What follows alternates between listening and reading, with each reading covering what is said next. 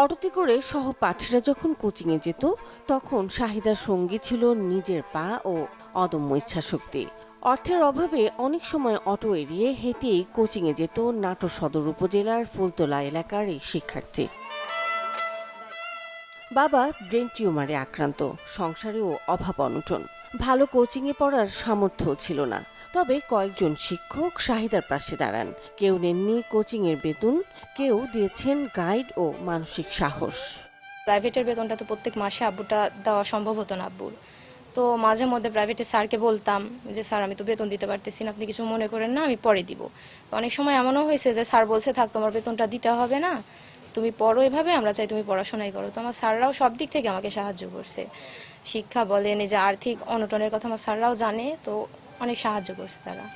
বাকশোর দাখিল মাদ্রাসা থেকে ২০২৬ সালের দাখিল পরীক্ষায় ১৪০০ নম্বরের মধ্যে শাহিদা পেয়েছে ১২৮৫।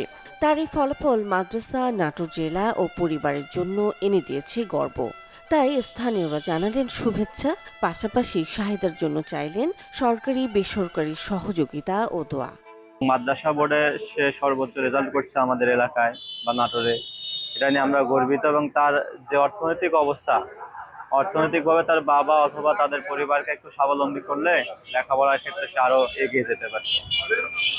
আমরা চাই সরকার বা সরকারি বিভিন্ন সংস্থাগুলো এই পরিবারটার পাশে এসে দাঁড়ায়। শাহিদার বাবারও কিন্তু রয়েছে ব্রেন টিউমার, যে শাহিদার যে সামনে যে স্বপ্ন রয়েছে ডাক্তার হওয়া, সে স্বপ্ন পূরণের একটি বাধা কিন্তু রয়েছে। সে নিজেও বলছিল যে হয়তোবা মাঝপথে আমার পড়ালেখাটা থেমে যেতে পারে। তাই আমি মনে করি যে প্রশাসন বা সরকার তার পাশে দাঁড়ানো, তার উজ্জ্বল ভবিষ্যৎ, একজন দারিদ্র পরিবার থেকে এমন একটা মেধাবী অচিরে ঝরে পড়বে, এটা আসলে আমরা কখনো কাম্য করি না। আমার আর্থিক দিক দিয়ে আমরা খুবই দুর্বল। এখন সামনে আমরা আমার মেয়ের আশা পর্যন্ত পৌঁছাইতে পারবো কিনা সেটা বলতে পারি না। না মাছ ফতে হলো নৌকা ডুবে যাবে তাও বলতে পারি না। এখন সরকারের কাছে আবেদন, যদি সরকার যদি আমাদের কোনো সাহায্য দেয় বা সহযোগিতা করে আমরা সেটা নিব। সরকারের কাছে আমার আবেদন, আমার মেয়ের দায়িত্ব যদি, পড়ালেখার দায়িত্ব যদি সরকার যদি নেয় তাহলে আমি সেটাও নিব। খুব হতদরিদ্র পরিবার। আমরা এলাকার মধ্যে দেখছি যে এরকম একটা দরিদ্র পরিবারের একটা সন্তান অত্যন্ত আন্তরিকতা এবং সে পড়ুয়া হিসাবে যে ভালো রেজাল্ট করে একটা মেরিটোরিয়াস স্টুডেন্ট সে প্রমাণ করেছে। আমাদের এলাকার গর্ব। এবং তার পরিবারটা আসলে খুবই দরিদ্র পরিবার, তার বাবা শারীরিক প্রতিবন্ধী।